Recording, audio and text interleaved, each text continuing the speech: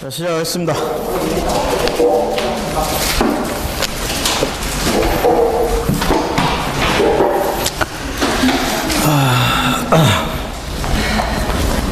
뭐 경매 관련돼서 좀 재밌고 이런 얘기들, 좀 깊은 얘기들을 보실 분들은 저도 이제 최근에 알았는데 몇 년 전에 제가 경매 강좌하면서 이렇게 해놓은 게 동영상이 유튜브에 떠돌고 있더라고. 그래요?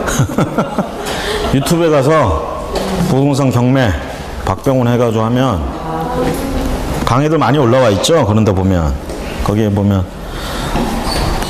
저도 확인해 보니까 이 그림은 없고 처음에 화면이 무슨 로고가 이렇게 있고 이제 클릭하면 이제 동영상이 쫙 돌아가는데 뭐 누가 그걸 올렸는지 모르겠어. 응? 허락은 한 것 같아. 내가 꿈결에 허락을 한 것 같아. 그래서 그게 몇 회가 이렇게 올라와 있더라고요. 그래서 궁금하고 이러신 분들은 보셔도 상관이 없고. 자, 시작하겠습니다. 302, 아까 하던 얘기 이제 마저 하면, 자, 최우선 변제권까지 얘기를 했고요. 그 다음에 이제 임차권 등기명령. 자, 원래 임차권은 채권이니까 등기부에 나오는 권리예요, 안 나오는 권리예요? 원래는 안 나오는 권리잖아요. 그렇죠? 자, 민법에는 임차권 등기하게 돼 있어요, 안 돼 있어요? 그런 규정이 있죠? 그래서 부동산 등기법상 임차권도 등기하잖아. 그렇죠? 여기서 이제 여러분들이 조심하셔야 될 게 주택임대차보호법에서 말하는 이것과 민법에서 말하는 임차권 등기는 다른 얘기예요. 등기가 되면 효력은 똑같아. 근데 하는 과정이 달라. 민법에 나와 있는 임차권 등기는 임대인과 임차인이 얼마든지 합의만 하면 아무 때고 가서 할 수 있는 거예요. 이 얘기는 뭐냐면 임대차 계약 기간 중에도 가서 할 수 있어. 처음에 안 했더라도 임대차 계약하고 처음에 안 했더라도 나중에 합의만 되면 얼마든지 가서 할 수 있고, 그 다음에 이거는 보통의 등기처럼 공동신청주의야. 임대인과 임차인의 서류가 전부 들어가야 돼요. 아시겠죠? 그러니까 임대인이 안 도와주면 할 수 있다 없다? 없다. 민법에는 이렇게 돼 있어요. 별다른 약정이 없는 한 임대인은 임차인이 임차권 등기를 해달라고 하면 해주라고 이렇게 돼 있어요. 근데 현실에서는 그렇지가 않죠. 잘 안 하게 되죠. 그렇죠? 그래서 그렇게 이용할 수 있는 건데 결국은 임대인이 협조가 필요하다. 그런데 여기 있는 주택임대차보호법에 있는 임차권 등기 명령을 통한 임차권 등기는 거기서부터가 달라요. 이거는 공동신청이 아니라 임차인이 혼자 가서 하는 겁니다.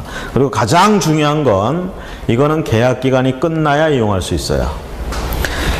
보세요. 여기 가서 전입을 했어요. 계약기간이 여기야. 끝났어. 자기가 지금 딴 데로 이사를 가야 돼.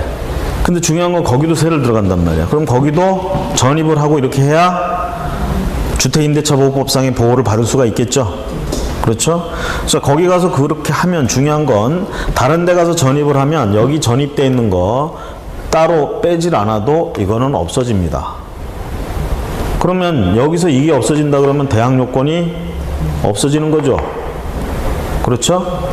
대항력도 없어지는 거. 물론 보증금을 다 받아가지고 나간다면 이런 거 없어져도 당연히 상관없어요. 이거는 이 집에서 이런 거 없어지는 거. 근데 자기는 지금 계약이 끝나서 나가야 되는데 집주인이 돈을 안 주고 있어, 보증금을. 근데 급해서 지금 딴 데 가서 자기는 그걸 해야 돼. 지금 전입을 해야 돼. 그런데 그렇게 해버리면 어떻게 된다고? 여기서 빠져버린다고. 중요한 건 내가 그렇게 딴 데 전입해놨는데 보증금을 못 받은 상태에서 그럼 이게 사라졌죠? 그 다음에 여기에 저당권이 설정돼 버려. 또는 여기에 저당권이 하나 설정돼 있었어. 저당권이. 그러면 이거 있을 때는 어땠어요? 대항력이 있어요, 없어요? 있었잖아요. 그렇죠? 이게 없어졌으니까 어떻게 돼? 그 이거 저당권 설정됐다 경매 들어갔어. 그럼 이 임차인은 이 집에 대해서 주택임대차보호법상에 말하는 그런 권리들을 주장할 수 있느냐 얘기죠. 못해요. 대항력 없어요. 왜? 요건을 못 갖춘 게 된대. 그러면 저거 못 갖췄으니까 뭐야? 확정일자 있어도 소용이 없죠. 우선 변제권도 없게 되는 거야. 더군다나 최우선 변제는 못 받는 거지. 그렇죠? 이게 없으면 안 되잖아. 보증금을 못 받은 상태에서는 그래서 혹시라도 이게 경매 들어가고 이런 문제가 생길까봐 이걸 빼면 안 되니까 다른 데 전입을 못하고 이런 상황이 벌어질 수도 있다는 얘기죠. 그렇죠? 그래서 요럴 때 이용하라고 나온 게 요 제도예요. 그래서 이거는 계약 기간 중에는 이용할 수가 없어요. 계약 기간이 끝나면 이용할 수 있는 거예요. 끝나면. 보증금을 안 내줄 때, 집주인이. 나는 진짜 딴 데 지금 급하게 가야 되고, 그럴 때 이용할 수 있어. 여기서 이제 또 하나 조심하실 건, 등기는 신청하려면 어디 가야 돼요? 등기소 가는 게 원칙이죠. 그렇잖아요. 응? 등기소 가면 돼. 등기소를. 자, 그런데 문제는 요 임차권 등기명령 제도에서의 임차권 등기 신청은 등기소로 안 갑니다. 법원으로 가요. 신청하러 법원에 가. 자, 요거 보세요. 이거 이름 자체가 막 임차권 등기 명령이에요. 내가 등기소에 가서 야, 임차권 등기해 라고 명령하는 거 아닙니다. 어디다 대고 감히 명령을 해. 내가 명령하는 게 아니고 나는 법원으로 쫓아가야 돼. 법원에 가서 이러이러해서 임차권 등기를 해야 되겠는데 집주인이 협조도 안 해주고 보증금도 안 대줍니다. 그러니까 법원에서, 왜냐면 등기소는 법원 소속이거든. 법원에서 등기소에다가 임차권 등기 좀 해주라고 명령 좀 내려주세요 라고 신청하는 거예요. 저거는 아시겠죠? 자, 민법에 있는 임차권 등기하고 이렇게 차이가 납니다. 민법에 있는 임차권 등기는 계약기간 끝났건 아니건 상관없이 언제든지 집주인이 도와주면 공동으로 같이 할 수 있는 거고, 이건 등기소 가서 신청하면 되는 거예요. 자, 그런데 주택임대차보호법에 나와 있는 이거는 임차권 등기 신청을 바로 하는 게 아니라 법원에다가 그런 등기 명령을 내려주세요 라고 신청하는 제도예요. 아시겠습니까? 그러니까 이거 신청하러, 이거는 그리고 공동으로 가는 게 아니라 임차인 단독으로 가는 거예요. 혼자 힘으로 얼마든지 할 수 있어요. 그래서 어디로 쫓아가야 돼? 법원으로 간다. 등기소가 아니고. 그쵸? 그 다음에 뭐예요? 계약 기간이 끝나야 이용할 수 있다라는 거. 그렇죠? 그럼 이거 명령 신청하러 법원에 갈 때 꼭 가지고 가야 될 서류가 뭐가 있을까?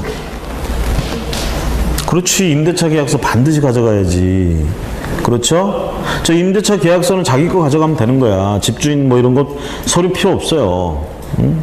저게 유일하게 증명할 수 있는 서류야. 임대차 계약서. 이걸 들고 가서 법원에 명령 신청을 하는 거예요. 쉽게 얘기하면. 그럼 이제 법원에서 이제 검토를 해보는 거야. 해보니까 아, 이거는 임차권 등기를 해줘야 되겠어. 그럼 등기소에다가 명령을 합니다. 법원에서. 야, 이거 이 집 임차권 이거 몇 호 이거 임차권 등기해라. 그럼 등기소에서는 어떻게? 명령이 떨어졌으니까 해야지. 그렇죠?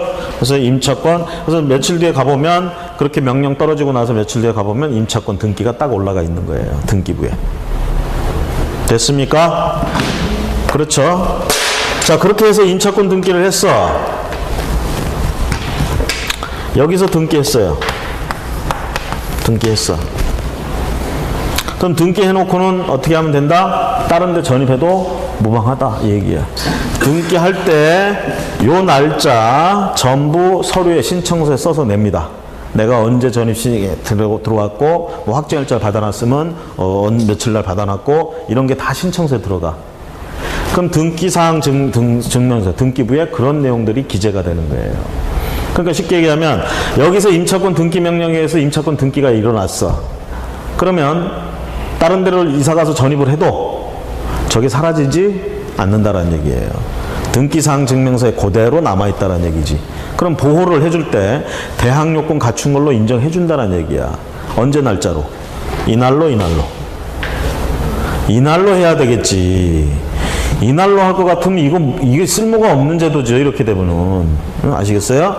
등기 명령해서 등기 난 때로 보호해 주는 게 아니라 그 전에 실제로 갖췄던 때로 해서 보호를 해준다 이 얘기입니다. 아시겠죠? 그런데 이렇게 사는 사람들이 있어. 아무 두려움 없이 사는 사람들. 전입도 안 하고 그냥 살았어. 확정일자 당연히 안 받았지. 자, 그렇게 살고 있다가 계약기간이 끝났어 지금. 다른 데 가려고 그래. 근데 뭐 전입도 안 해놨으니까 뭐 이제 와서 전입해봐야 뭐 소용도 없고. 그렇죠? 근데 딴 데는 가야겠고. 그렇죠?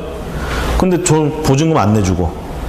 내가 짐 빼서 가면은 뭐 주인이 새 나가지고 보증금 붙여주겠다 하는데 못 믿겠어.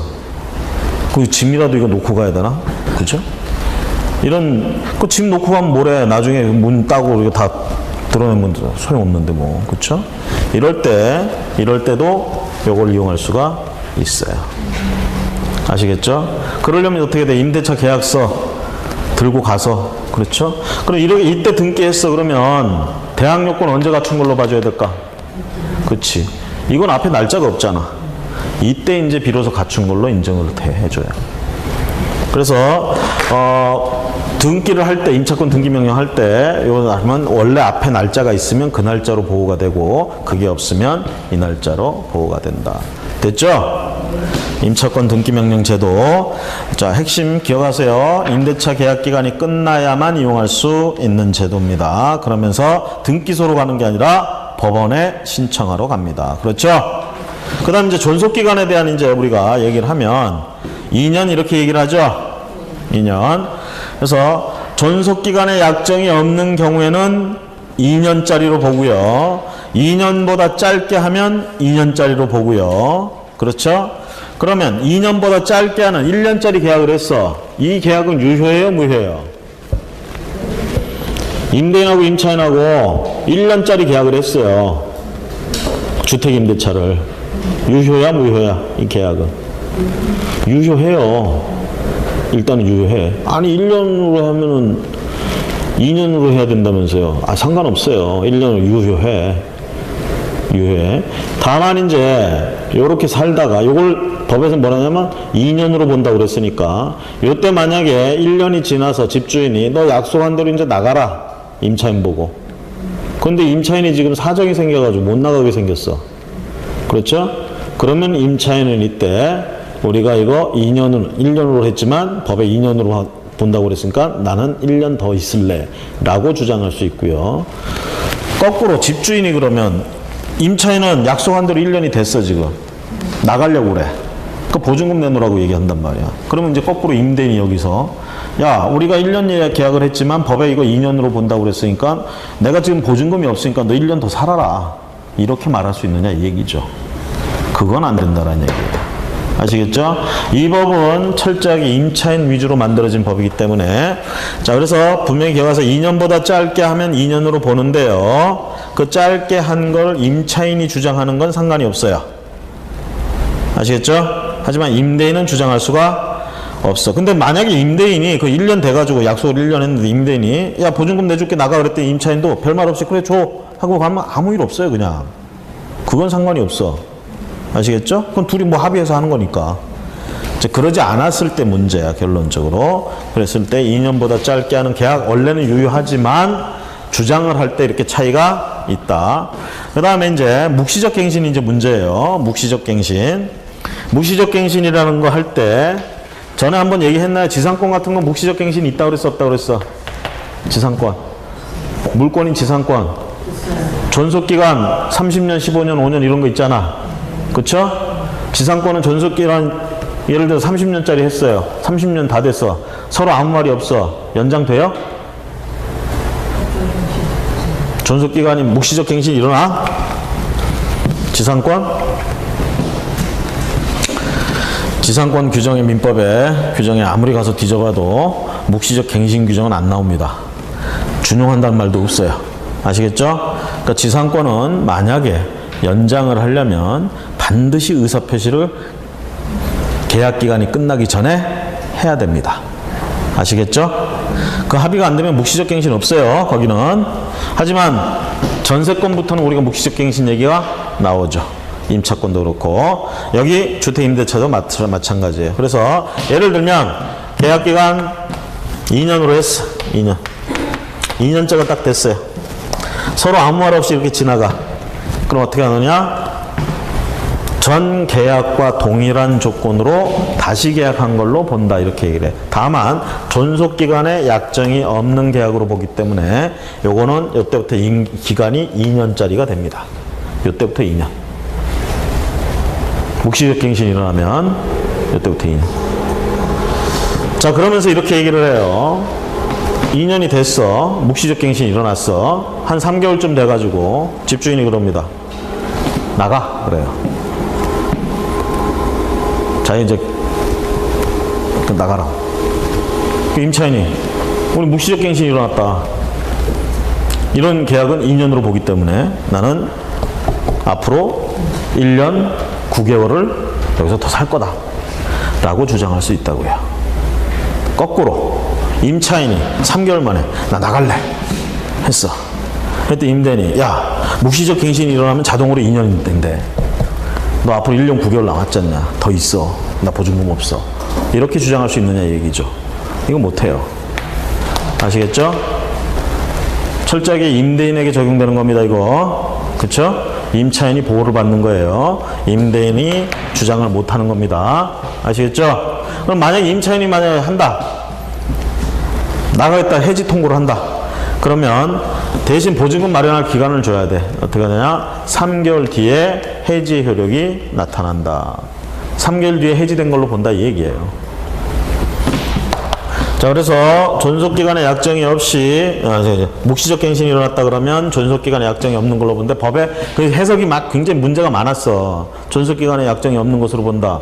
그럼 그 다음 조문이 뭐냐? 존속기간에 약정이 없는 경우는 2년짜리로 본다 이렇게 돼 있었는데 이걸 가지고 해석이 막 많으니까 아예 그냥 법에 요렇게 묵시적 갱신이 일어났을 때 계약기간은 2년으로 본다 이렇게 넣어버린 거야 그냥.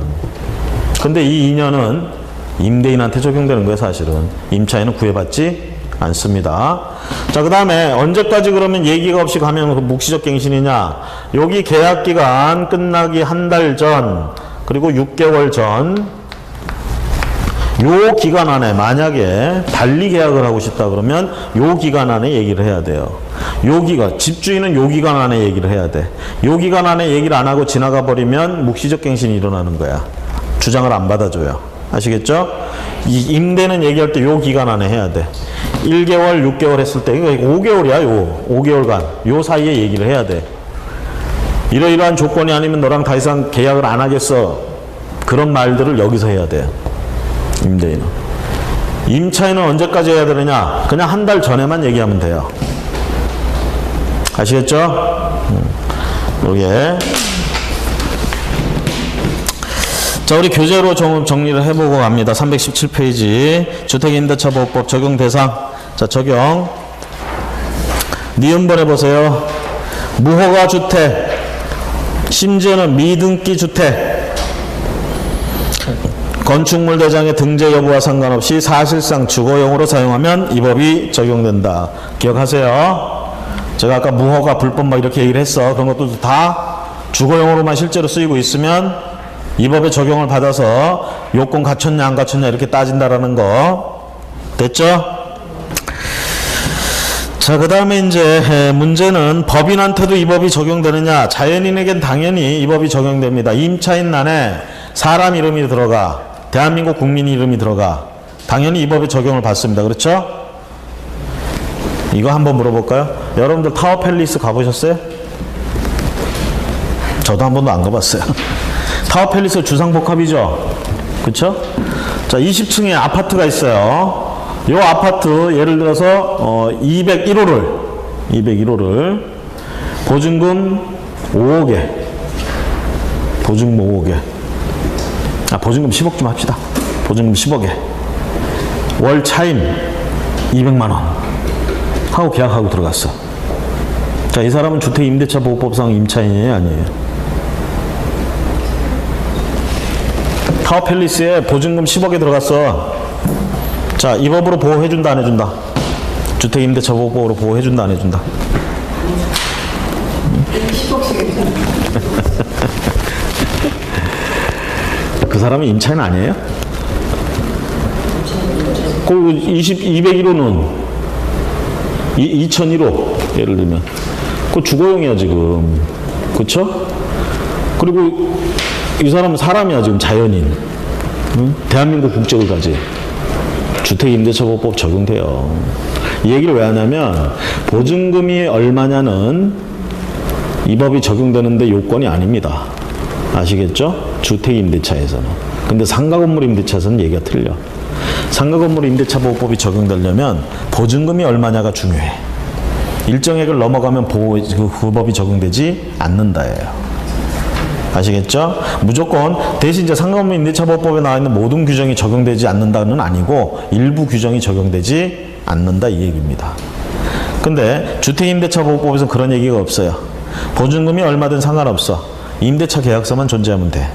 아시겠죠? 다만 그런 사람은 타워팰리스에서 그렇게 살고 있는 사람은 최우선 변제는 받을 일이 죽었다 깨어나도 없겠지. 그 요건을 충족할 수가 없잖아. 그쵸?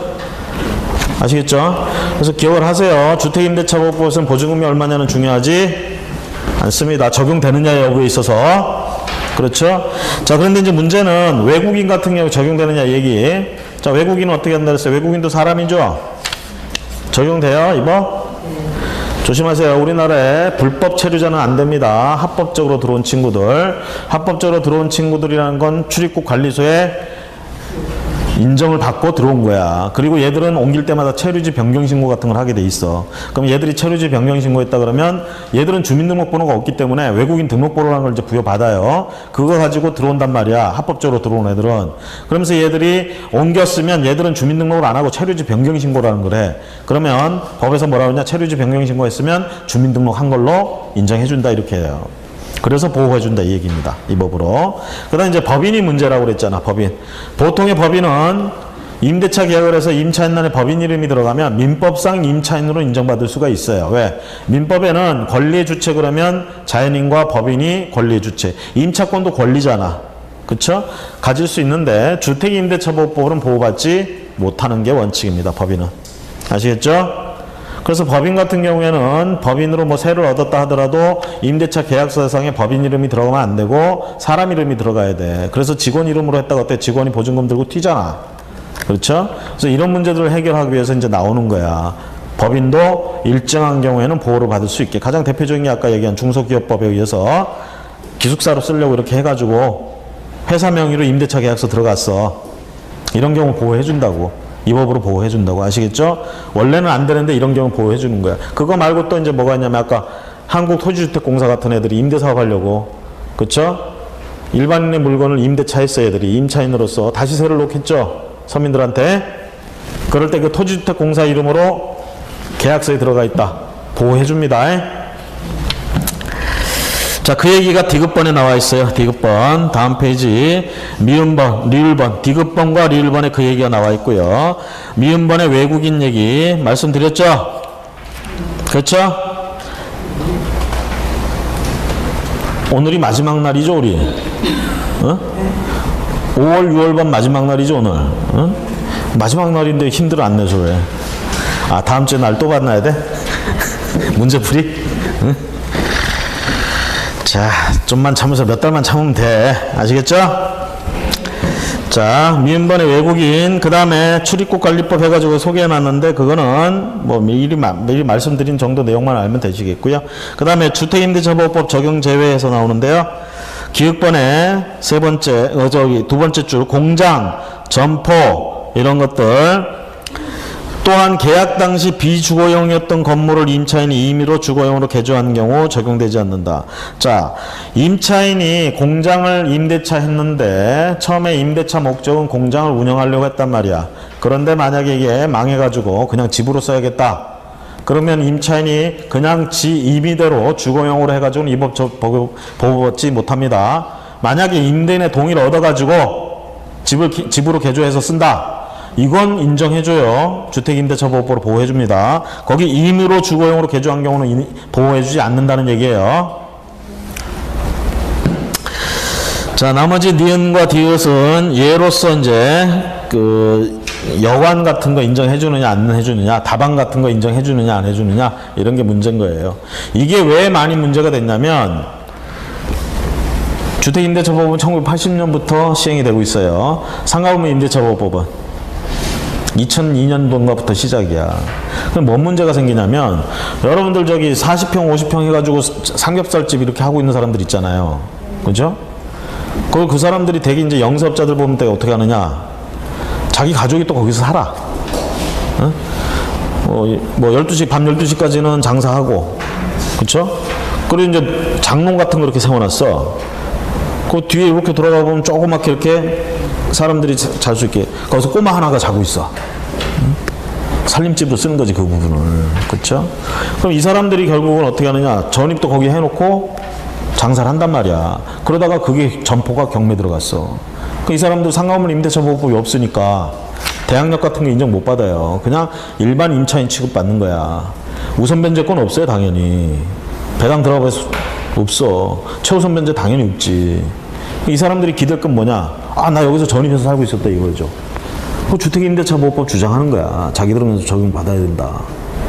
그래서 이때 당시에 이제 판례가 많이 쏟아지게 됩니다. 왜? 기댈 건 그거밖에 없었으니까 사람들이. 심지어는 여관 운영하던 사람도 나 주택임대차법 왜 내가 여기서 방 한 칸 해가지고 지내면서 여관 운영을 했다 이 얘기야. 그 건물이 경매에 들어갔어. 그러니까 어떻게 보면 상가잖아 이것도. 그렇죠? 상가물 임대차보호법이 없으니까 주택임대차보호법으로 적용해달라. 왜 내가 전입했거든. 그렇죠? 심지어는 또 다방이라고 혹시 아세요? 다방. 최근에 그 백모라는 선생님이가 백모라는 사장님이 프랜차이즈 많이 하시대. 보니까 별다방인가? 그쵸? 별다방 해가지고 옛날 잘하면 다방이 사라질 뻔했어. 그렇죠? 하도 그저 커피 전문점이나 이런 것들에 밀려가지고 우리 뭐 대한민국 공통 그 커피 있잖아 둘둘둘 그런 거 하는데 그 다방을 운영을 했단 말이에요. 다방을. 근데 이제 다방 안에는 이제 간단하게 요리를 할 수 있는 주방이 좀 있고 그 다음에 거기 종업원들 이제 쉬라고 방 2칸이 있었어. 조그맣게. 근데 이게 경매 들어갔단 말이야. 이것도 상가 건물이냐 주택이냐 이기지. 그 임차인 입장에서는 이건 주택으로 왜 상가건물 임대차 보호법이 없으니까 그래서 주택으로 인정해달라고 여기 그 우리 숙식을 했고 전입해놨잖냐. 그래도 판례는 웃기지 마라. 이거는 상가 건물이다. 주택임대차법 적용이 없다. 여관도 마찬가지였어요. 여관 같은 것도. 자, 그럼 관련된 판례니까 여러분들이 차분히 한번 읽어보시고 그 다음에 임차인의 대항력 가봅니다. 대항력. 자, 오른쪽에 보시면 기억번에 이 대항력의 의미는 주택의 임차인이 주택의 점유와 주민등록을 마친 때 다음날 0시부터 제3자에 대한 효력이 생긴다. 이런 의미입니다. 이런 의미. 전입신고를 할 때 주민등록이 된 것으로 본다. 뭐 이런 뭐 당연한 얘기고요. 자, 이거는 이제 평상시에 이렇게 다음날 0시부터 누구에게나 대항할 수 있다. 임차권자로서. 그렇죠? 그렇죠? 하지만 경매 들어가면 항상 뭐라고 그랬어? 말소 기준 등기 같은 거 따져봐서. 되게 이제 시험 문제에서는 되게 보면 실무상 우리가 말소 기준 등기를 얘기하지 이론상으로 시험, 적으로는 말소 기준 등기란 말을 잘 안 쓰는 것 같아, 내가 보기에는. 끼케야 제가 보기에는 저당권에 근저당권 가지고 많이 얘기가 나올 거예요. 아시겠죠? 자, 그 다음에 니은번에 보시면 국민주택기금을 재원으로 해서 아까 얘기했죠. 이런 법인들이 자, 그런 걸 재원으로 해서 저소득층의 무주택자의 주거생활 안전을 목적으로 전세 임대주택을 지원하는 법인이 주택을 임차한 후에 지자체장 해당 법인 선정한 입주자가 그 주택에 관하여 인도와 주민등록을 마친 때는 그 다음날부터 대항력이 발생한다. 자, 이런 법인이 얻어놓은 집에도 어떻게 해요? 들어가서 이 법의 보호를 받을 수가 있다는 얘기죠. 그건 디귿번은 중소기업법에 따라서 아까 얘기한 법인이 기숙사로 쓸 목적으로 자기 직원들 들어와서 살게 할 목적으로 세를 얻었다. 법인이. 이 법으로 보호된다, 안 된다? 된다. 그럼 언제 보호가 되느냐? 거기 직원이 전입하고 들어온 때. 그때부터 다음날 0시부터 보호된다. 근데 이 직원이 간뒀어. 내보내고 새로운 직원 들어오겠죠? 그러면 그 집은 계속 얻고 있는 상태잖아. 그러면 언제부터 이거는 또 대항력 갖춘 걸로 되느냐 이 얘기죠. 제 생각에는 처음에 그 전입했던 그때부터 해줄 줄 알았는데 그게 아니야. 법에 뭐라고 되어 있냐면 새로 전입한 때로부터. 아시겠죠? 거기 디귿번 내용이 그렇습니다. 그 다음에 대항력의 발생 요건. 전입신고를 하면 대항력이 발생하는데 이게 유효하지 않으면 유효한 전입신고를 못하면 대항력이 발생하지 않습니다. 거기 이제 기억부터 이제 쭉 가보면 다가구 주택 같은 경우인데요. 다가구하고 다세대하고 다르죠?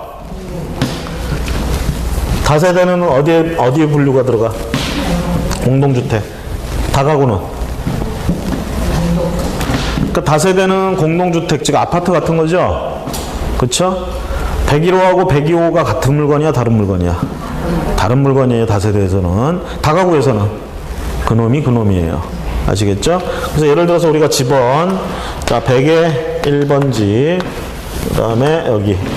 자, 여기 3층짜리예요. 주거용으로 쓰는 게 3층짜리야. 다가구야, 다세대야? 다가구 660제곱미터가 안 돼. 전 연면적이. 다가구야, 다세대예요? 여러분들 어떻게 알아요, 그거를? 여러분들 도사인가? 제가 지금 준 이 힌트만 가지고 이게 다가구인지 다세대인지 알 수 있어요? 3층이요. 3층에 660. 다세대는 3층으로 지으면 안 돼요? 4층 이상.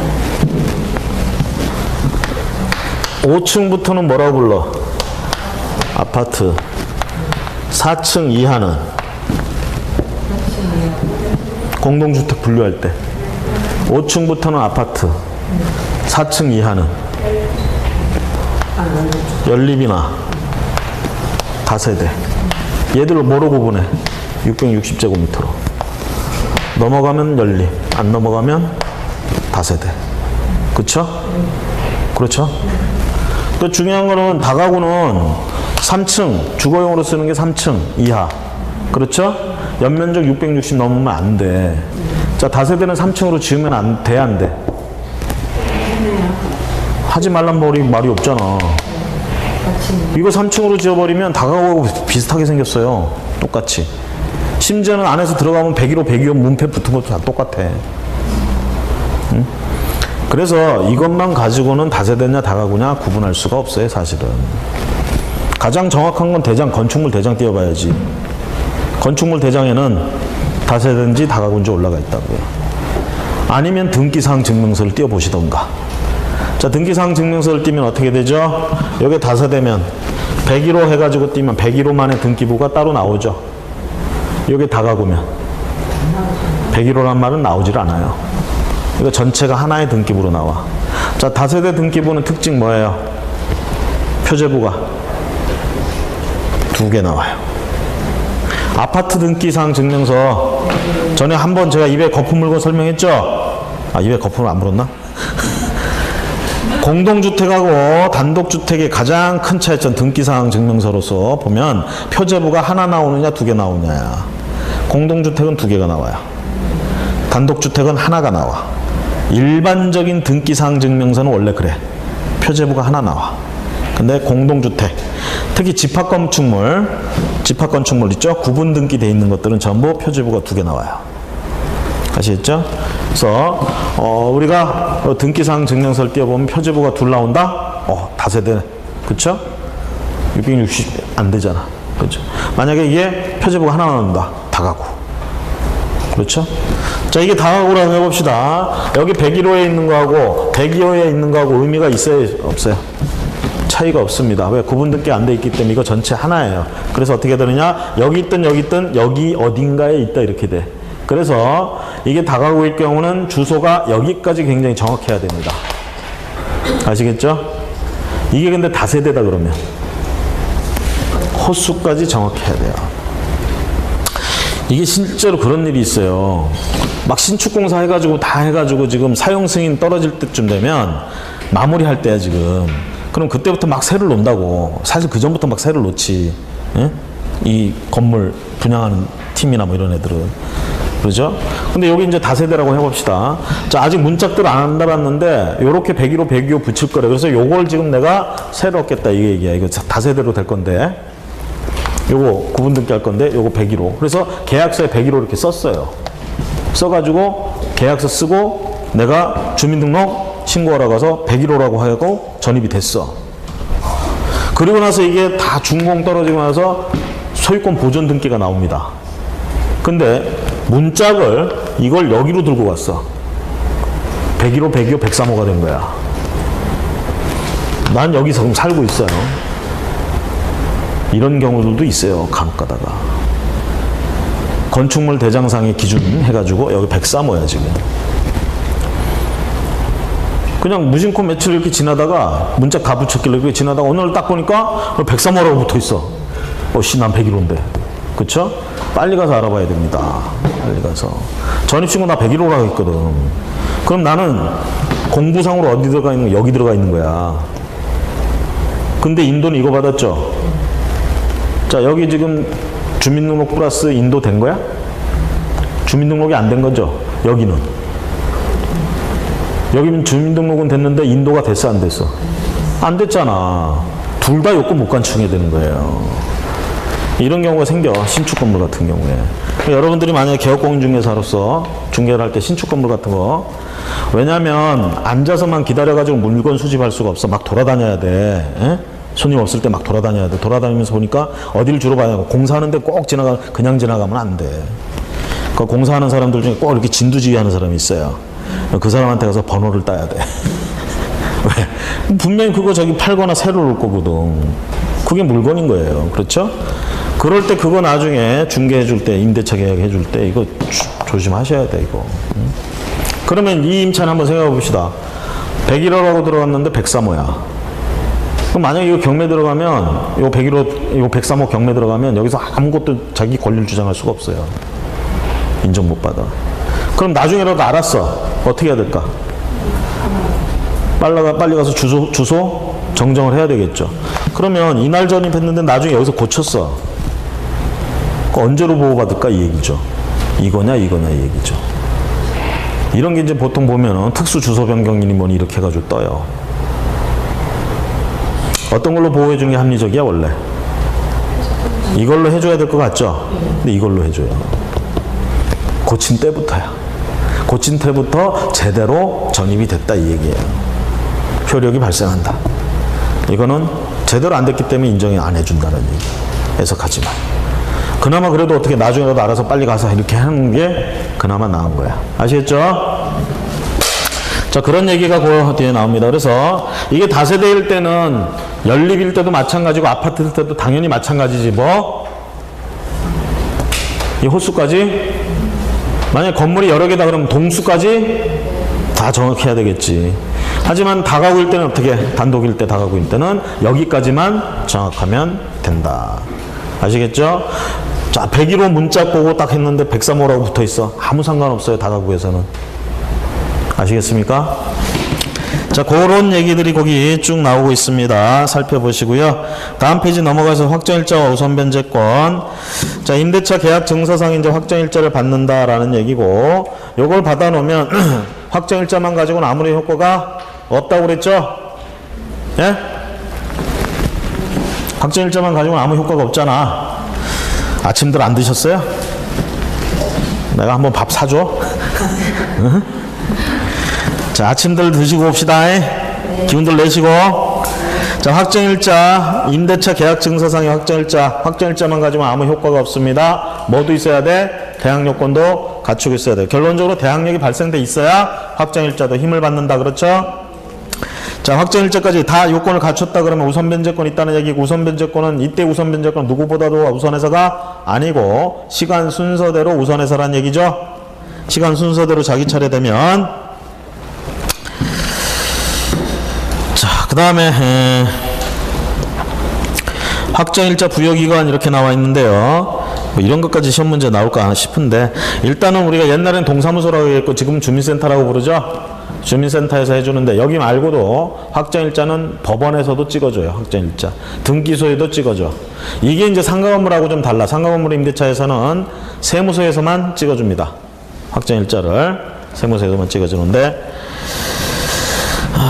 그래서 제가 주로 이렇게 찍어주는 거를 공증이라고 자꾸 이 확정일자 얘기를 공증이라고 하는 얘기는 거기 나와 있는 것처럼 공증을 쓸 수 있는 기관들이 해주는 거다, 이 얘기야. 그래서 공증이라고 부르는 거잖아. 아시겠죠? 500원 받고 공증 서주면 굉장히 저렴하게 서주는 거야. 그렇죠? 자, 그 다음에 오른쪽 가서 우선변제권의 개념 그렇고요. 그 다음에 동그라미 4번에 가보시면 경매 신청권이나 전전세권이 주어지진 않는다라는 기억에, 자, 확정일자를 받게 되면 후순위 권리자에게 우선하여 변제를 받게 되는 우선변제권이 발생하여 순위 확정력을 갖는다. 그러나 확정일자의 인을 받았다고 해서 채권이 채권인 임차권이 물권으로 변하는 것은 아니므로 임차인에게 경매 신청권이나 전전세권이 주어지지는 않는다. 여기서 말하는 전전세권은 자, 보통 전세권 그러면 제가 뭐라고 부른다고 했어요? 물권인 전세권. 등기부에 나오는 전세권, 그렇죠? 자, 전세권자는 그 전세권을 다른 사람한테 전세 놓는 거 할 수 있어요, 없어요? 자기 마음대로 할 수 있죠? 물권은 배타적인 권리고 절대적인 권리라고 그랬잖아. 갖게 되면 자기 마음대로 할 수 있는 거야. 그렇죠? 그래서 자기가 또 전세를 놓는다. 전전세권 설정하는 게 가능하다는 얘기입니다. 그런데 임차인에게는 확정일자 받았다고 해서 전세권자로 등기가 돼 있지 않는 한 확정일자 받았다고 해서 전전세권을 놓을 수 있는 그런 권리가 생기지는 않아요. 또 하나, 경매신청권. 자, 우리가 생각하기에 임차인이 보증금을 반환받지 못했어. 보증금 반환 청구권 있잖아. 금전채권이네요. 그렇죠? 그럼 경매를 신청할 수 있는 거 아닙니까? 금전채권자가. 그렇죠? 자, 우리가 이렇게 생각을 하세요. 저당권자 같은 경우에는 당연히 경매 신청권이 있다 이렇게 얘기를 합니다. 저당권자. 그 얘기는 다른 절차 거칠 필요 없이 바로 경매 신청하면 아까 얘기했잖아요. 들어간다고 이미 경매로.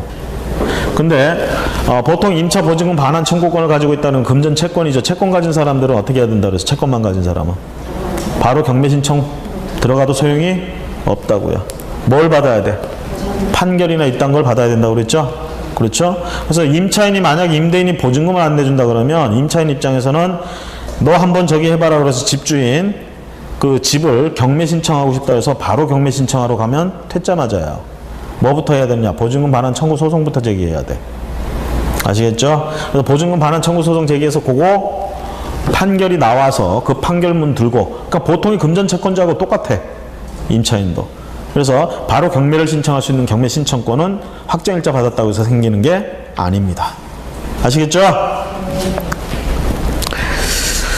자, 그 다음에 거기 니은번에 방금 얘기한 것처럼 보증금 반환 청구 소송 제기해서 해야 된다는 얘기 나오고요.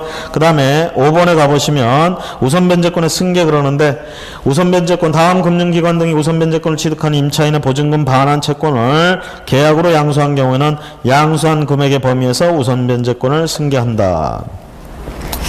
자, 임차인이 자, 앞에서 요건 다 갖췄어. 우선변제권 같은 거 요건 다 갖췄는데, 그런 요건을 갖춘 상태에서 그 임차권을 은행이나 중소기업은행이나 이런 데 넘길 수도 있어요.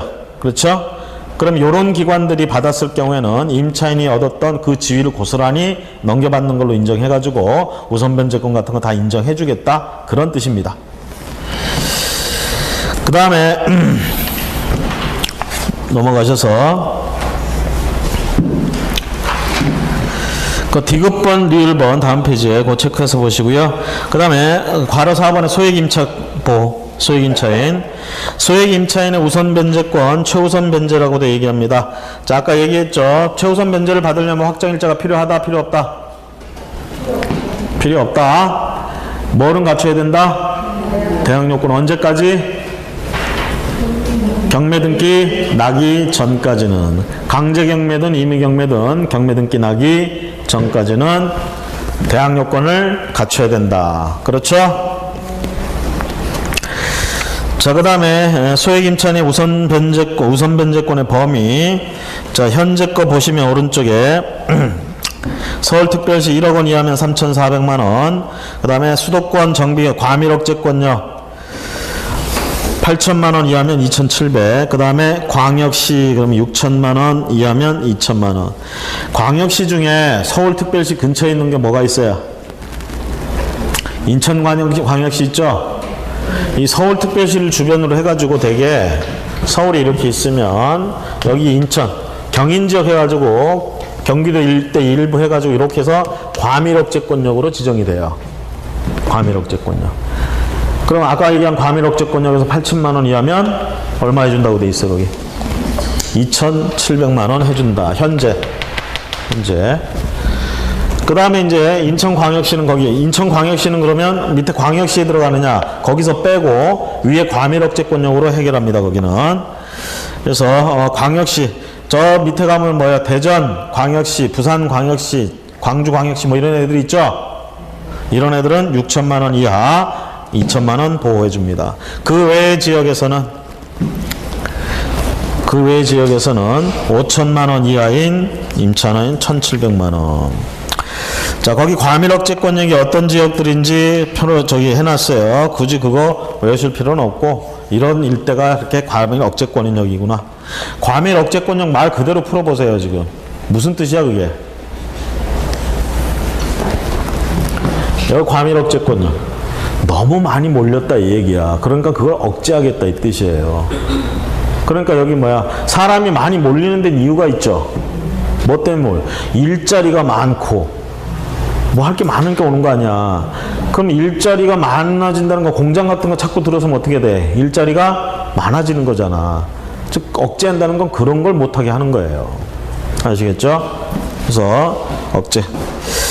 자, 그 다음에 그 최우선 변제를 해줄 때 니은번에 보시면 두 번째 줄 2분의 1을 초과하는 경우 이렇게 돼 있죠? 아까 설명했죠? 2분의 1. 그 다음에 D급번에 보시면 하나의 주택에 임차인이 둘 이상이고 가정 공동생활을 하는 경우 이들을 1인의 임차인으로 보아 이들의 각 보증금을 합산한다.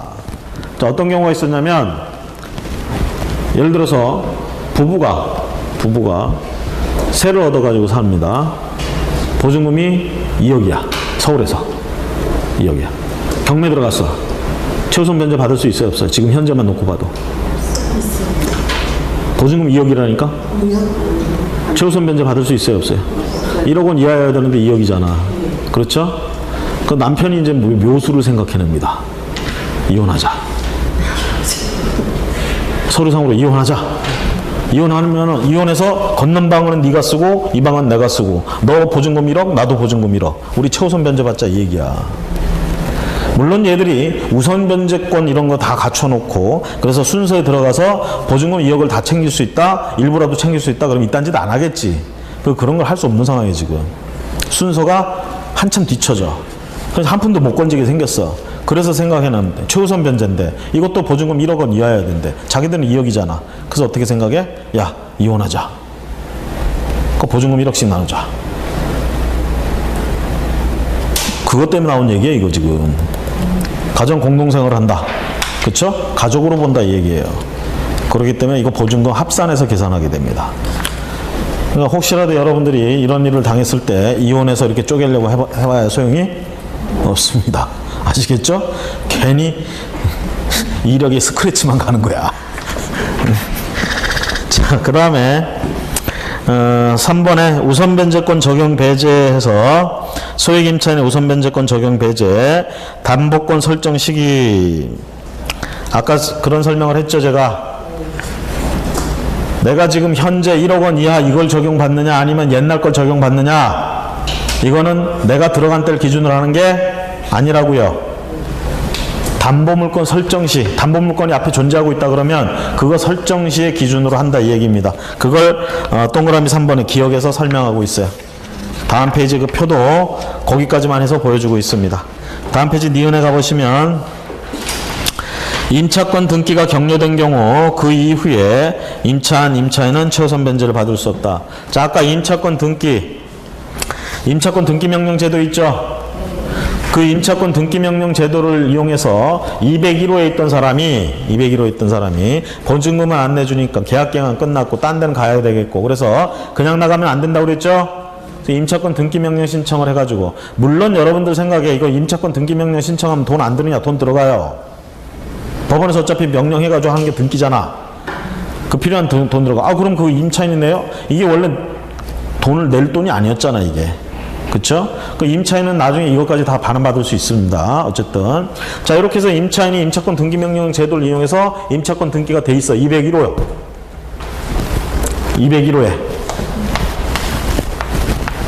201호. 임차권 등기가 돼 있어. 지금 이게 구분 등기가 안 돼 있어요. 단독, 즉 다가구 주택이야. 201호. 이렇게 등기할 수 있어요? 물건의 일부만에 대해서 이렇게 등기할 수 있어요? 일물일권주의가 원칙이죠. 용익물권 같은 경우는 예외잖아. 임차권도 마찬가지예요. 일부만 이용할 수도 있잖아. 그렇죠? 그래서 이럴 때 도면 첨부해가지고 다 들어가, 이게. 그래서 201호 요거 임차권 등기 명령을 통해서 임차권 등기가 돼 있어. 그리고 이제 딴 데 전입을 했어요. 요건 다 깨져도 상관이 없어요. 등기 명령 등기해놨으니까. 그래서 심지어는 인도도 인도 요건도 지금 빠진 거죠? 빼버렸으니까. 지금 다 비워놨어. 그럼 이제 집주인이 뭐래, 이거? 세를 놓겠지. 원래 계획이 뭐였어? 세 놔서 보조금 주겠다, 이 얘기야. 그래서 얘가 지금 뺐어요. 빼면서 이거 등기해놓고 뺐단 말이야. 자, 이 상태에서 비어있으니까 여기가 누군가 들어와. 이 사람 최우선 변제 혹시라도 요건 되면 최우선 변제 받을 수 있느냐 얘기지. 못 받아요, 이 사람. 임차권 등기 명령 돼 있는 곳에, 등기돼 있는 곳에 들어간 사람은 최우선 변제 못 받습니다. 다른 요건 충족해도. 아시겠죠? 그러니까 여러분들이 만약에 소액 임차인 이런 요건 갖춰가지고 들어가려고 할 때 여기 임차권 등기돼 있는 곳에는 들어가면 안 돼요. 최우선 변제를 못 받아요. 아시겠죠? 이거를 왜 그렇게 하냐면 만약에 이렇게 해놨는데도 최우선 변제를 해준다 그러면 소액 임차인에 해당 나머지 요건 갖추면 무조건 해준다 그러면 얘 이렇게 했다가 또 못 받고 나가고 얘도 뭐 해놓고 그 다음 놈도 이렇게 이러면 요 한 칸에만 소액 임차인이 최우선 변제 받을 사람이 엄청나게 많아지는 이런 모순이 생긴단 말이야. 그래서 안 된다라는 얘기. 아시겠죠? 됐습니까? 네. 중개해줄 때 여러분들이 중개해줄 때 이런 것까지 다 신경 써야 돼 사실. 응? 이런 걸 맨날 신경 써야 된다고 얼마나 골치 아프겠어. 사실 평상시에는 잘 안 일어나요, 이런 일들이. 보통 사람들이 이렇게 특수하게 살지 않아. 어? 일반적으로 사는데 간혹가다 이런 인간들이 있어. 어? 간혹가다. 그럴 때 조심을 해야 되는 거야, 그럴 때. 자, 임대차 기간과 계약의 갱신해서, 임대차 기간과 계약의 갱신. 자, 임대차 기간, 기억번호 2년 미만, 계약의 해지와 묵시적 갱신. 설명 다 했죠, 일단. 6개월 기억을 하시고요. 6월에서 1월 사이. 아까 얘기했죠. 임대인 입장에서는 이때 안에 얘기를 해야 되고요. 그러면서 항상 묵시적, 오른쪽에 보세요. 니은번에 묵시적 갱신이 일어났다. 그러면 전 계약과 동일한 조건으로 묵시적으로 계약이 갱신된 걸로 본다. 다만 존속기간만 정하지 않은 걸로 본다. 이럴 때 이 존속기간은 2년으로 본다. 이 2년으로 본다는 규정은 임대인을 속박하지만 임차인은 구애받지 않는다. 이렇게 정리하면 되겠죠? 다음에 임차권 등기명령제도 이미 설명을 했습니다. 가장 기억해야 될 건 계약기간이 끝나야 이용할 수 있다는 부분 기억을 하시고요. 요거는 공동으로 가는 게 아니라 임차인이 단독으로 가서 하는 거고 비용 당연히 들어가는데 이 비용도 전부 임대인한테 물릴 수가 있다는 점. 비용 물리는 것까지는 뭐 시험 문제 나오진 않겠지만 실제로는 그렇게 되고 있다는 거 보시고 그 다음에 임차권 등기명령 앞에서 최우선 변제하고 결부시켜서 보면 이 임차권 등기명령에서 임차권 등기되어 있는 곳에는 그 뒤에 들어가는 사람들은 다른 요건을 갖춰도 최우선 변제를 받을 수가 없다라는 점 조심하시기 바랍니다. 아까 단독주택의 일부만 해서 임차권 등기 할 수 있다고 그랬어, 없다고 그랬어? 있다고 그랬죠? 도면 첨부하면 되는 거예요. 그러면 물권인 전세권도 마찬가지로 어떻게? 일부만의 등기가 가능하다고 그랬잖아. 그럴 때도 도면 첨부하는 거예요. 심지어 우리가 토지의 지상권 같은 거 일물 일권주의대로 하자면 하나의 토지에는 한 필지 토지에는 하나의 지상권이 성립을 해야 돼. 근데 한 필지가 굉장히 커. 나는 요만큼만 필요한데 지상권이. 그럴 때 마찬가지로 그 일부만 지상권을 등기할 수가 있어. 이때도 도면 첨부가 되면 된다는 얘기예요. 자, 이런 걸 우리가 뭐라고 그래? 일물 일권주의 예외라고 얘기를 하잖아. 그죠? 자, 그런 의미로 이제 임차권도 물권은 아니지만 그런 의미로 일부만에 이렇게 임차권 등기가 가능하다. 다음 페이지. 임차권 등기의 효력, 기획번. 임차권 등기가 격려되면 임차인은 대항력 우선 변제권을 취득합니다. 물론 앞에 그런 날짜를 갖춰놨으면 그 날짜로 인정이 되고요. 그 날짜가 없을 땐 임차권 등기 한 날로 그런 걸 갖춘 걸로 인정해준다. 됐습니까? 그 기획번이 그 얘기예요. 자, 그 다음에 3번에 보시면 민법의 규정에 의한 주택 임대차 등기 효력. 자, 민법의 규정에 의한 임대차 등기할 수 있다고 그랬죠? 이거는 임대인의 협조가 필요한 거예요. 그쵸? 이건 그리고 계약기간과 상관없이 끝났건 안 끝났건 언제든지 당사자들 둘이서 합의만 되면 가서 할 수 있고 이건 보통의 등기이기 때문에 공동 신청해야 됩니다. 그렇죠? 자, 어쨌든 이렇게 해서 임차권 등기를 했다. 그럼 그 효력은 어떻게 되느냐? 임차권 등기 명령을 통해서 한 등기나 똑같이 취급됩니다. 아시겠죠? 앞에 전입이나 뭐 이런 거 있으면 그걸로 보호가 되고 그런 게 없다면 임차권 등기한 날로 보호를 받고 똑같은 효력을 가지고 있다. 됐습니까? 네. 자, 7번에 이제 차임 증감 청구권. 차임 증액에 제한해서 일단은 증감 청구한다. 자, 올려달라고 할 수도 있고 깎아달라고 할 수도 있다는 얘기죠. 그럴 때 아무 때나 그런 건 아니고 조세 공과금 이런 것들이 급심하게 변경돼가지고 변동돼가지고 이런 거랑 잘 맞지 않을 때 대개 증감 청구를 할 수 있습니다. 근데 깎는 건 상관이 없어. 깎는 건 얼마든지 깎아도 상관이 없는데 증액하는 건 한계가 있다는 얘기입니다. 니은번에 현재 증액 청구는 20분의 1 금액을 초과하지 못하고 차임 등의 20분의 1 금액을 초과하지 못한다. 예를 들어서 월세 50만 원씩 내고 있었어. 지금 증액을 하기로 했어요. 지금 50만 원을 하고 있었는데 증액을 한다. 60만 원 받으면 되냐 이 얘기죠. 10만 원 올릴 수 있어요? 얼마까지 올릴 수 있어? 50만 원에 20분의 1이면 어려워 산수 2만 5천 원? 그쵸? 50만 원에 지금 20분의 1이면 몇 프로야? 5%죠? 10%가 얼마야? 50만 원에 10%. 5만 원이죠? 그거의 반이면 2만 5천. 그래서 끼케 올려봐야 52만 5천 원이에요. 52만 5천 원. 근데 보통 이제 올릴 때 5천 원 이런 걸 안 쓰죠, 사람들이. 만 원 단위로 끊어. 그래서 어떻게? 집주인은 그러죠? 우수리를 붙여서, 띄어서가 아니고, 우수리를 붙여서 60만 원을 하자. 자, 그러면 어떻게 되죠? 법에 어긋나는 거야. 한도를 넘어간 거죠. 근데 임차인이 거기서 못 해주겠다 그러면 이제 그때부터 어떻게 되죠? 현실 세계에서는 그때부터 임대인의 갖은 괴롭힘이 시작됩니다. 그러니까 임차인들은 어떻게 돼? 그까이 거 그냥 귀찮은데. 그렇죠? 이렇게 한다고. 그래서 실질적으로 이거 규정만 가지고는 보호가 안 돼요. 그래서 뒤에서 이제 뭐라 그러냐? 그렇게 올려줬던 거 나중에 반환 청구할 수가 있습니다. 계약기간 끝나고 나가면서 내놔 이씨 이럴 수가 있더라고요. 자, 니은번 하여튼 그렇게 얘기되고요. 그 다음에 한 번 이렇게 올리기로 했으면 1년 안에는 더 이상 올릴 수가 없습니다. 그 다음에 월차임 전환시 산정률 제한. 우리 그런 경우들 있잖아요. 이제 한때 그거 반전세라고 해가지고 말을 많이 하는데 법률상으로 반전세란 말 없어요. 그게 뭐야? 예를 들어서 전세 보증금 2억에 살고 있었는데 그냥 전세 살고 있었는데 집주인이 이제 월세를 받고 싶다 이 얘기지. 그래서 어떻게 하느냐? 야, 보증금 5천만 원만 남기고 1억 5천만 원에 대해서 2부 이자로 월세 내라. 그쵸? 1억 5천만 원이 2부 이자면 얼마예요?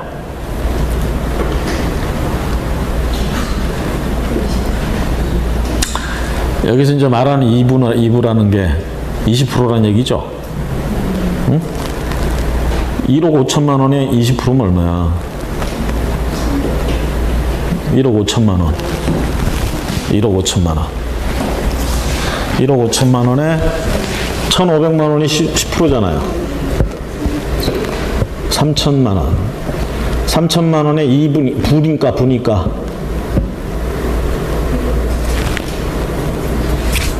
보니까 2%라고 얘기할 수 있겠네. 그렇죠? 그 300만 원. 맞습니까?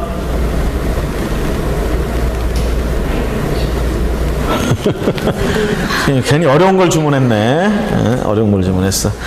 한마디로 얘기해서 1억 5천만 원에 대해서 10% 이자 내라 이랬다고 해봅시다. 10% 이자. 10% 이자면 얼마야? 연 10%면 얼마예요? 1,500인데 이걸 12번으로 나눠서 내는 거잖아. 월세니까. 그럼 보통 이제 한 150 정도, 120 정도, 130 정도. 그럼 130만 원을 월세로 내라. 아니, 보증금 2억 내고 살고 있었는데 1억 5천만 원 돌려주겠대. 돌려주면서 뭐라고 그러냐? 120만 원씩 내래. 월세를. 이럴 수도 있잖아요. 그럴 때 거기 전환 시에 자, 다음 금액 중 낮은 금액으로 한다. 그래서 해당 지역의 경제 여건 등을 고려해서 대통령령으로 정하는 비율로 10%. 대출금리와 해당 지역의 경제 여건 등을 고려해서 대통령령으로 정하는 비율로 10% 아니면 거기 3.5% 이렇게 얘기를 하는데 이게 시험 문제 나오기가 힘들어요. 이거 자체가. 말이 굉장히 길고 꼬여 있기 때문에 아시겠죠? 그래서 일정 이 산정 이게 할 때도 이렇게 전환할 때도 함부로 월 차임을 갖다가 올릴 수가 없다라는 거 조심하시고요. 그 다음에 뭐 불리한 약정은 무효고 주택 임차권 승계 이런 거는 이제 대개 보면 상속될 때 임차인이 사망했어. 그럼 임차권은 이 계약서상의 임차인 얘기하는 거예요. 이 사람이 사망했으면 임차권 상속돼야 되겠죠. 이거 법정 상속이 원칙이에요. 그렇죠? 근데 그런 걸 받을 사람이 없어. 법률상. 근데 같이 동거하던 배우자가 있다. 그럼 이런 사람한테 승계될 수가 있다라는 얘기입니다. 거기 사실은. 그 다음에 임대차의 정보 제공 넘어가시고요. 그 다음에 표준계약서 사용. 자, 표준계약서 사용. 그 다음에 주택임대차위원회라는 게 있습니다. 주택임대차위원회. 이건 이제 이 위원회가 하는 일은 이 임대차 제도, 주택임대차 제도 이거 개선할 거 뭐 개선하고 뭐 이렇게 이런 걸 하기 위해서 이런 위원회가 존재하는 거고요. 오른쪽에 주택임대차 분쟁조정위원회라는 게 있어. 이게 살다 보면 이 법률 문제, 이 이웃 간에 싸우는 문제 중에 가장 흔한 문제가 이 주택임대차 가지고 싸우는 거예요. 이 임대차 보호법 때문에 싸우고 막 그런단 말이야. 그래서 이 부분을 갖다가 전부 재판하고 하려면 돈도 많이 들고 시간도 많이 걸리고 그러잖아. 빨리빨리 이거는 해결해 주는 게 좋잖아요. 그래서 이런 분쟁조정위원회를 두게 됩니다. 아시겠죠? 그래서 분쟁조정위원회 설치. 자, 두 번째 줄 보세요. 어디다 두느냐? 대한법률구조공단 지부에 둡니다. 여러분들 저기 이거 굳이 임대차 문제가 아니더라도 이 살다 보면 법률적으로 이제 하소연하고 싶을 때도 있잖아요. 그렇죠? 알고 계신 분들은 알고 계실지 모르겠지만 법률구조공단 찾아가 보세요. 거기가 저렴하게 또는 무료로 일단은 상담을 해볼 수 있는 가장 기본적인 곳입니다. 아시겠죠? 무조건 변호사 찾아가야 돼. 아, 돈 많이 들어. 아이씨, 포기할래. 이러지 마시고 대한법률구조공단 거기에 뭘 둔다? 주택임대차 분쟁조정위원회 둔다라는 거. 그 다음에 니은번에 준 특광, 특시, 특도. 그 다음에 그 지방에서 실정을 고려해서 조정위원회를 둘 수 있다는 얘기고 2번에 가보세요. 동그라미 2번에 위원장 1명을 포함해서 5명 이상 30명 이하의 위원 이렇게 구성을 하고 디귿번에 위원 중 5분의 2 이상은 판사, 검사, 변호사로 6년 이상 재직한 사람이 한다. 뭐 이런 사람들을 앉혀놔야 된다는 얘기고 그 외에는 A부터 다음 페이지 F까지 이런 사람들 중에 뽑아서 쓸 수 있다. 뭐 이런 얘기들입니다.